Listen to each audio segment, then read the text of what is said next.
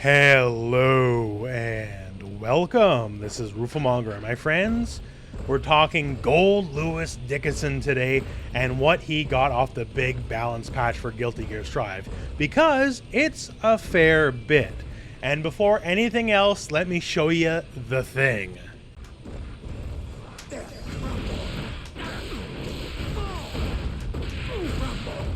So yeah, that was indeed Goldlewis flying across the sky like a rocket. Now, how practical will that specifically be in real games? I don't know, but it is tech he does have now, thanks to some of his changes. So now, let's go over it. Is Goldlewis a better character now? Can he survive in Guilty Gear Strive? So let's talk some of the basic stuff here first. Crouch P, yes, it got faster, and perhaps more than any other character, he needed that Crouch P to get faster. So before it was 6 frames, now I'm assuming 5. We don't have the frame data just yet, but I'm assuming it's 5. And already, their move was already kind of short range, but if you know anything about Goldlewis, the one thing he suffered very much from was just getting pressured. And having a button that's even a single frame faster is the world to him. Because at the very least, he can like cancel into Behemoth Typhoon. That's a natural combo. That's great. It's also plus on block, in case you're not aware, right? And it can combo into itself. Although at most ranges, it won't, just because the range is so short. You have to be literally point blank. But still, this button being 1 frame faster is a very big deal, as it lets him potentially breathe in situations he never would be able to before. Also, keeping in mind with a basic change, yes, but the 6P change. Since 6P now makes the opponent float higher, on counter hit, it makes a lot of combos possible, sure, but on regular hit as well. On regular hit, it would mostly just slap the enemy to the ground immediately, and now that's not the case. Like a lot of times on regular hit, if they were any kind of in the air, you were getting exactly nothing. No Behemoth Typhoon, especially not the 684 Behemoth Typhoon, the one goes forward up the back, which is generally the preferred one, as it gives you the best pressure on knockdown. So just that alone, like, his 6P still kind of sucks, I'm not gonna lie, right? But at least if you do get it, the situation after you get it is a lot better. So now let's talk the showstopper, which is Behemoth Typhoons in the air, specifically off an air dash. Now, when you do an air dash Behemoth Typhoon, it is affected by the air dash in a way it never was before. Before you do it, you just kind of fall right to the ground. Now you keep all that momentum. So yes, it definitely will lead to situations like that, where I can cross you up from very far distance away. Now, it's not like he couldn't cross you up before. He definitely could with a lot of the Behemoth Typhoons. For sure, absolutely. But not at distances like that, right? So, on the tricky side of things, that's great. Now, of course, naturally, you're in the air quite a while. It's not like the enemy's just going to let you do that. But one of the things that helps is his pressure. Beforehand, when you were in the air specifically, unless you wanted to go for that gimmicky cross-up, the Behemoth Typhoon you used in the air was the forward, the down, to back one. And the problem with this one specifically is it leaves you negative. As you can see, the enemy Goldlewis is the one jumping first, which means basically he's the one who goes first. This is an easy way to tell who's going first, who's going second. So this is what you had to rely on, because it's the one with the good hitbox. A lot of the other ones, like, either would be a bit slow, or like they would like stop their motion before, you know, you hit the ground and all that kind of stuff. But now you keep it, right? It keeps you in the air long enough for the move to actually go off in full. And now moves like these, like the back to forward series, either down or up, these leave you plus on block, not the enemy.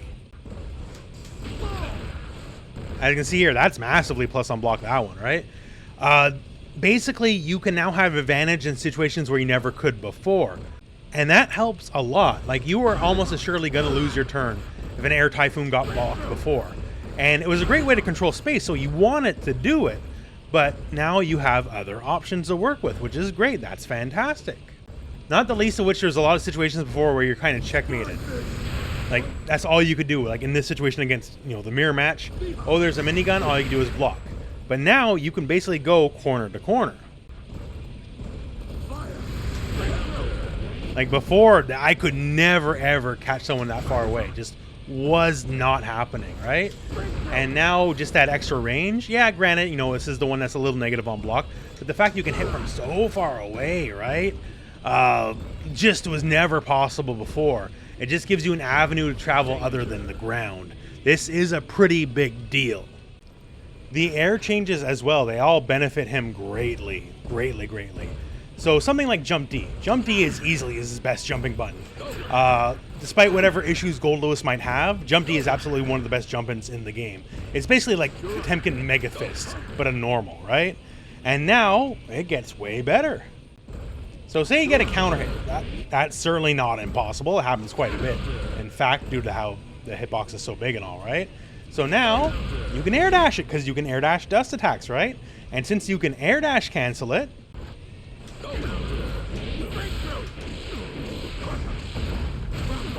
hey, that's not a bad chunk of change, right? And that's all thanks to the universal change. This was something he could have never gotten before. Before, if you got the counter hit, like you can go like crouch S into a Behemoth Typhoon. That was really about it from far away. Up close, you could do a bit better. But further away, nothing. But now, your reward is much more significant. So you can get a little bit more belligerent with it.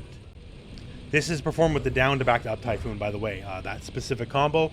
And if you want something a little less tricky timing, you can just go into Stomp into Typhoon. And maybe the damage isn't as much, but it's definitely a lot more consistent, and you don't have to worry about the timing. And of course, just something like if you do a high up jump heavy slash, it now goes into dust, right? Because you can cancel heavy slash into dust, which also helps him out quite a bit. That gives him more air pressure.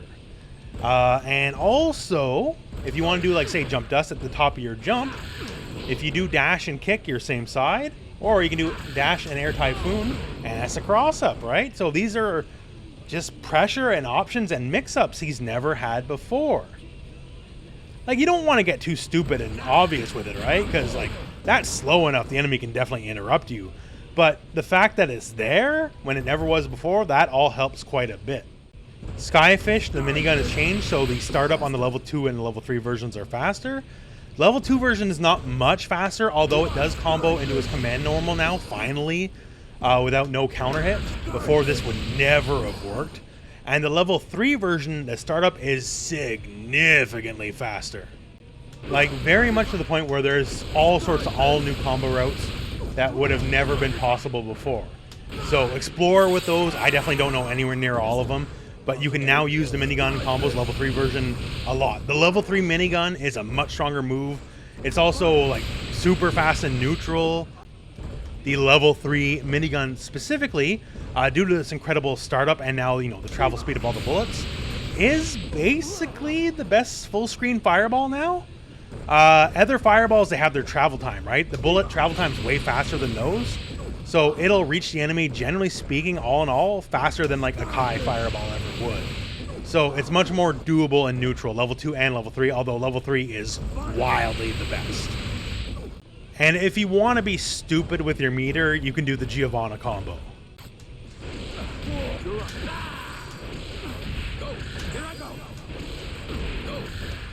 Although that's really just a show off. There's no practicality there, but it is kind of neat he can do it. Just a super ghetto and worse version. So all in all, his defense, which has always been the issue, is a little better. You know, better 6P, better crouch P, all that kind of stuff. His mix-up potential has definitely gone through the roof. His general neutral is a little bit better, mostly just because he can circumvent things he had trouble circumventing before, although it's in no way guaranteed, right? His jump D, which is already one of his scariest moves, got better in my opinion. And if you want to do, like, you know, if you just want to do dumb stuff like be Fat Milia, well, then you can do dumb stuff like jump cancel, shoulder into air dash, Typhoon to get gimmicky cross-ups and all that kind of stuff, right? So Fat Milia is here. His mix-up game is definitely better. That said, the one thing, this is just a straight nerf, and yes, it's a universal change.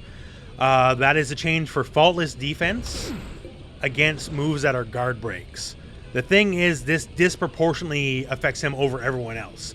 I feel the nerf was made for Potemkin with Garuda Impact, but the problem is Potemkin can circumvent it. He has Kara Garuda Impact, right?